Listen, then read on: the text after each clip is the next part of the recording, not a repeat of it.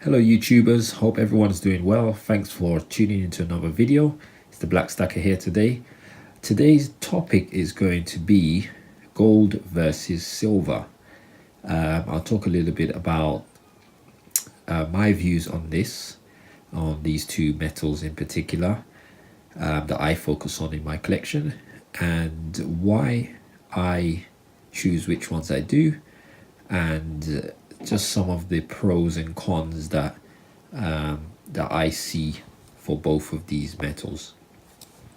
So if you look here, firstly we can see I've got, these are 2/4 ounce coins, 1/4 ounce of 24 karat gold on the right, and 1/4 ounce of silver. They are exactly the same size, they weigh the same as well, and as you can see, their capsules, they just look identical besides the color. Now, when it comes to the cost of these two coins, there's a huge difference between the two. I'm not sure exactly how many times more gold costs, but you can work it out. So on the left you have a 1/4 ounce of silver, which I believe cost in the region of £8, this UK sterling, £8, which is probably close to 10 or 11 US dollars. On the right we have a 1/4 ounce of gold, 24 carats, and it costs in the region of £250. So we can see there's a huge difference between these two prices. It's approximately maybe 30 times the price, if I've got my maths correct. So when you put it on the scales, you're paying about 30 times as much for gold as you are paying for silver. So that's the first difference. So why go for the one that costs more? Well, many reasons. Stacking also comes down to taste and choice. When I buy coins, I buy for two main reasons. One, I buy for investment purposes, and I also buy for really as a hobby. So majority of the time, whatever I buy it because I actually like the coins or bars that I'm buying. And I think I probably weigh more on that side than I do for, what's the best deal. But I try to balance the both. So I will buy higher premium coins, especially silver, and I will also buy as cheap as I can get bullion pieces of silver, particularly things like Britannias, silver Britannias, and maples and stuff like that. So I try to balance both of them. So why would someone pay more for gold than silver? Well, gold is just worth more as a precious metal, always has been, really. And what people have to bear in mind is that even though you're paying more for the gold, you will obviously be selling it for more. So you're not really losing out by buying one that costs more than the other. It just really is what you want. One of the other benefits of stacking gold compared to silver is that because it costs more, you don't need to have as much of it to essentially, hide your money, if you want to use those terms. So for instance, if I had bought silver 1/4 ounces with the same money, I would end up with 30 coins, which instead of one coin, which means I have a storage issue. I have to now store 30 of these coins, whereas I could just buy one gold coin, and it's very easy to find space to store the coin. So that's one of the the benefits in that sense of investing the money into gold rather than silver is storage. Also, advantages of gold are that gold premiums are a lot lower. So, for instance, there is something called a spot price. So this is basically the market value of gold. So I believe gold spot price is somewhere in the region at the moment of 900, maybe £980, somewhere around that price. So when you're buying a bar of gold or a coin, ideally you want to pay for the ounce as close to that figure as possible. Obviously you will be paying a premium because there's a cost for the manufacturer to create the coin or to create the bar. The more detailed the coin is, generally you'll pay more. Obviously if they're proof coin, high quality, polishing and stuff like that, you'll be paying for that premium. So these are things that we have to bear in mind when you're actually purchasing your coins. Now when it comes to silver generally is you pay a lot more. At least in the UK we pay a lot more per ounce over the spot price. So I believe again silver may be in the region of about 12 to 13 pounds for an ounce, and generally you will pay approximately 20 pounds or so for an ounce of silver. So you can see you're paying quite a bit more than the actual silver is actually worth, the melt value of the silver. So that's a benefit of gold, that more of your money actually goes into the gold than it does into making the actual coin. Another benefit of gold over silver is that silver doesn't tarnish in the way that gold doesn't tarnish in the way that silver does.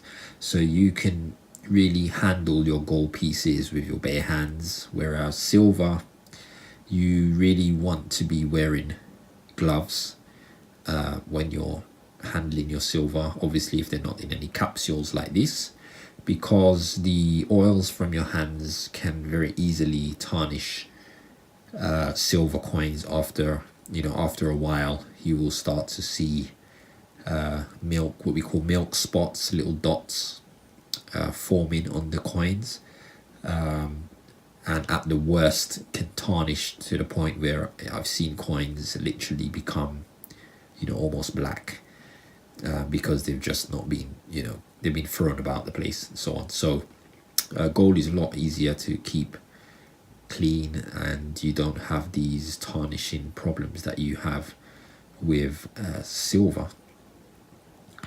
But also going back to the cost of these, the actual cost can be a benefit for silver, or a plus for silver, because not everybody can afford to buy gold. I wish I could afford to buy an ounce of gold. Every time I've bought an ounce of silver or a few ounces of silver, I wish I could have bought a few ounces of gold at that time. But for most of us, it's just not it's not possible. When you're paying over £1,000 for an ounce coin compared to say £20 or less sometimes for an ounce of silver, you can see that it's very difficult to buy gold at that rate.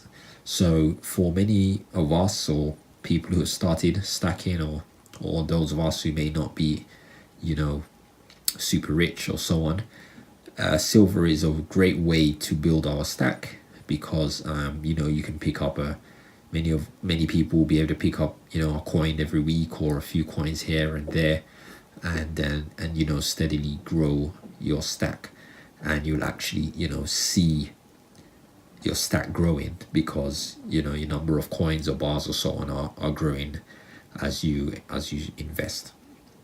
So that's actually a benefit of silver, in the sense of being able to encourage you to invest, encourage you to save.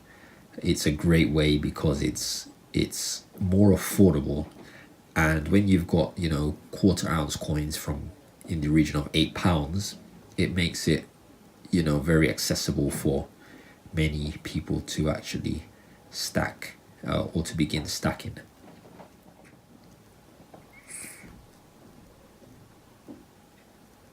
So I personally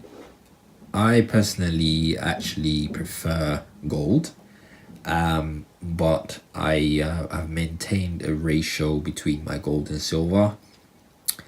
And I would say my ratio to gold and silver at the moment is probably 1 gold ounce to 100 silver ounces. I'm somewhere in that region. Maybe possibly a bit less, maybe 90, but somewhere between 90 and 100. Let me know what you think about that, what your strategy is as far as gold versus silver ratios are concerned, and what you think is a good ratio to have. This is just one that I've personally picked, and it seems to be working for me. So, but I pick up anything. I'm always on the lookout for interesting coins. As I said, I stack for saving and investing purposes, and I also stack because it's just a fun hobby for me. So I just enjoy the history a lot behind coins. So I've been getting more into the numismatic side of stacking or coin collecting, getting older coins. One thing I'm very, very interested in is world coins. So I try to get coins from all over the world, so that when I go through my stack and I share with family sometimes, it's interesting to just look at coins from different countries and the differences between the coins and so on. So that is part of why I actually stack, and for me it's just become quite a hobby, quite addictive really, because it's really interesting for me, and history has always been a very interesting topic for me. So this is a real great outlet for me to learn more about history as well. So how should you get involved in stacking? Well, there's two main ways or two main types of silver and gold that stackers tend to invest in, and they're mainly coins and bars, bullion bars. So some people like round coins, some people like square slabs of silver, of gold, bars. It really depends on what you like. I started on bars, and then I realized that I actually preferred coins, so I stopped buying bars and started going into coins. But now I've been looking recently at some bars that I've really been interested in, so I may be trying to get some more bars again and try to maybe balance my stack a little bit, make it a little bit more diverse. So I'll be looking into some bars hopefully for next year, 2019. And also I buy fractional gold, mostly like quarter ounces and so. But I'm hoping next year to get my first 1 ounce gold. So I'd love suggestions on what you think is a great first 1 ounce coin to buy. I am looking at the moment, or leaning towards the Krugerrand, just because it's quite a classic coin, and I think it's a great start, and also because it's 22 karat gold as well. I think it's a durable coin, so I'm leaning towards it at the moment. Also is the American Buffalo as well. So these are the two coins that I'm leaning towards as my first 1 ounce, which I hope to be able to obtain sometime next year. So let me know what you guys think about that. So this has just been a couple of my thoughts on gold versus silver and why I stack. And let me know what you guys think of anything I've said, and please share your knowledge as well. I'm always trying to learn. I watch videos and I try to learn more and try to get involved in conversations. So tell me what you guys think, and if you've got any advice for me or anybody, just put it in the comment section. share that, and if you like the video, give it a like, subscribe for any more, and keep stacking. Thanks, take care, bye.